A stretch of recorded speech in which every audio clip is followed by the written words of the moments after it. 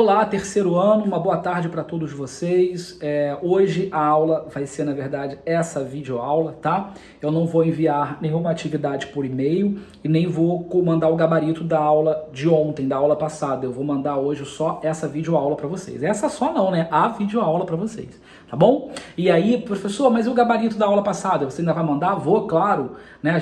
Eu não me engano se a gente tem aula amanhã, acho que é quinta. Caso a gente tenha aula amanhã ou quinta, enfim, eu vou mandar para vocês aí o gabarito da aula de ontem, tá bom? Fiquem tranquilos. Hoje eu quero só enviar realmente essa videoaula, lembrando que esse acesso ao link do YouTube você pode assistir a hora que puder, que quiser, né? No lugar que quiser. Essa é a única facilidade aí das aulas online, onde os professores gravam os vídeos e vocês podem assistir com calma, né? Assistir novamente, até poder entender o conteúdo, tá legal? Queria dar algumas informações importantes sobre as questões avaliativas do quarto bimestre. Nós, professores, recebemos hoje os livros do quarto bimestre, então eu só vou conseguir selecionar as questões avaliativas na segunda-feira, enviar para vocês na segunda-feira, tá? Porque as questões avaliativas, no meu caso, né, são 3 disciplinas, português, literatura e redação, não é uni do unité, eu não vou escolhendo aleatoriamente as questões, eu tenho que ler a apostila, né, selecionar algumas questões que possam exigir um pouco mais de vocês, então é todo um processo aí de atenção e cuidado na seleção das questões. Portanto, eu não vou conseguir pegar, vocês sabem que eu dou aula do 6º ao 3º ano, né? Português, redação, literatura, o único professor de português, literatura e redação da escola, então é uma correria total. Mas aí, essa semana eu vou, aos pouquinhos, vou selecionando, aí na segunda-feira eu envio para vocês por e-mail as questões avaliativas do quarto bimestre, ok? O livro número 6... 5 ou 6, agora me perdi. O livro, o pós, né, da apostila, a gente também já recebeu, a gente vai trabalhar esse livro agora no quarto bimestre, tá? Eu queria também chamar a atenção para o livro paradidático de vocês, alguns de vocês não entregaram o trabalho, então isso me preocupa, porque a nota, né, vai ficar sem a nota aí, então cuidado, tá, gente? Nós sabemos que é um ano atípico, que a gente está meio que empurrando com a barriga, né? Então eu não vou ficar aqui ameaçando e dizendo, vai reprovar, vai para recuperação, a gente sabe que a história é outra. Mas o que está mais presente na nossa mente é o quê?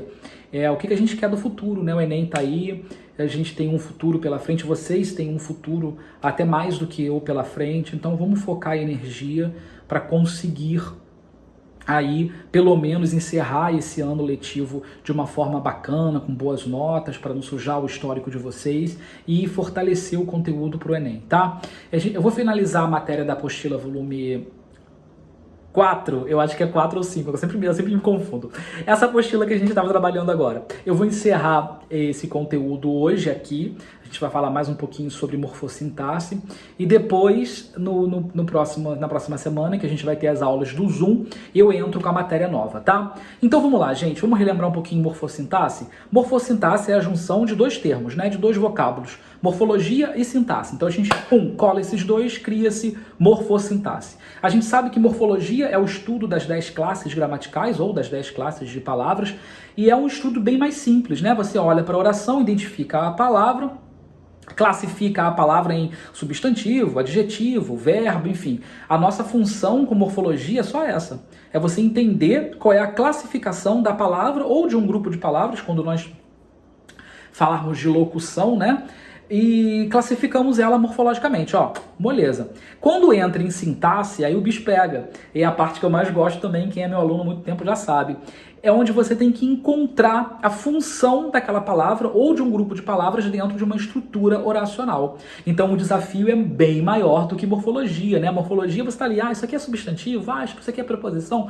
Na sintaxe não. A gente tem que olhar para aquela palavra, olhar para aquele grupo de palavras e falar assim, peraí, isso aqui é sujeito? Isso aqui é verbo transitivo direto? Isso aqui é predicativo do sujeito ou é predicativo do objeto? E será que isso aqui é complemento nominal ou objeto indireto, né? A gente já começa a se confundir. Alguns de vocês me questionam e falam assim, Fernando, mas por que eu tenho que saber o que é complemento nominal, o que é objeto indireto? Muito simples. Porque, por exemplo, o complemento nominal e o objeto indireto, eles exigem o uso da preposição. Então, um exemplo comum de erro entre vocês, tenho certeza que tudo vai dar certo. Tenho certeza que tudo vai dar certo. Reparem que está errada essa frase. É uma frase comum, a gente ouve muito isso. O correto a falar é, tenho certeza de que tudo dará certo. Porque quem tem certeza de algo. Então, o nome certeza, ele vai exigir o uso da preposição, tá? Então, olha aí, ó, é um deslize gramatical, é um deslize da norma padrão se você se esquecer da preposição. Tá bom? Então é importante saber a morfossintaxe para a gente saber colocar bem as palavras dentro de uma estrutura oracional. Então vamos lá, gente. Essa conjunção que eu fiz aí no início de morfossintaxe é para você entender, gramaticalmente falando, quais são as classes gramaticais que vão auxiliá-los na construção da função dessas palavras dentro de sintaxe. Por exemplo, quando a gente está falando de adjunto adnominal. O que é adjunto adnominal? Eu sempre falo para vocês que na língua portuguesa o nome do conteúdo já diz muito sobre ele, né? Então, por exemplo, adjunto adnominal. A gente sabe que esse terminho aí, AD, significa junto, né? Então, adjunto significa junto. Adnominal tá ligado a nome. Então, junto do nome.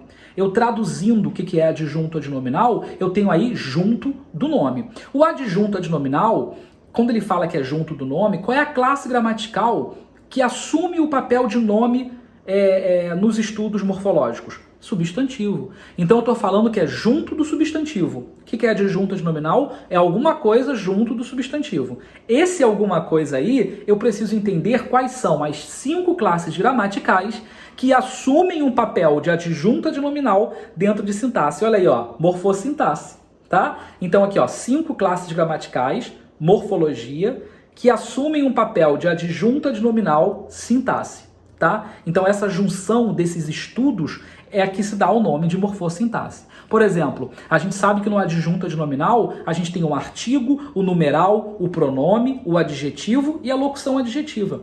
Essas 5 classes gramaticais, quando estão junto do nome, elas sintaticamente assumem um papel de adjunto. Por exemplo, minha mãe viajou. Olha aí, mãe é o substantivo, né? Minha é o pronome que está acompanhando mãe. Pronome faz parte da classe gramatical que, em sintaxe, assume o papel de adjunto adnominal. Então, a palavra minha, morfologicamente, pronome. Sintaticamente, adjunto adnominal, tá? Perceberam um pouquinho a importância desse estudo morfossintático, tá? Por exemplo, o predicativo do sujeito, né? Todo mundo aí tem um pouco de dificuldade nessa questão do predicativo do sujeito. O que é predicativo do sujeito? Gente, o nome já diz, predicativo está ligado a indicar algo a alguém, né? Então, vocês são mais novos, mas eu tenho 41 anos, eu lembro que na minha avó, ela falava assim, esse menino tem muitos predicados, né? Então ela pegava esse termo predicado e ela colocava um estado, uma qualidade a alguém. Então o predicativo do sujeito vem do predicado, que é o estado de alguém. No predicativo do sujeito, isso sintaticamente, gramaticalmente, qual é a palavra que caracteriza, que dá uma qualidade, que dá um defeito? Não é o adjetivo?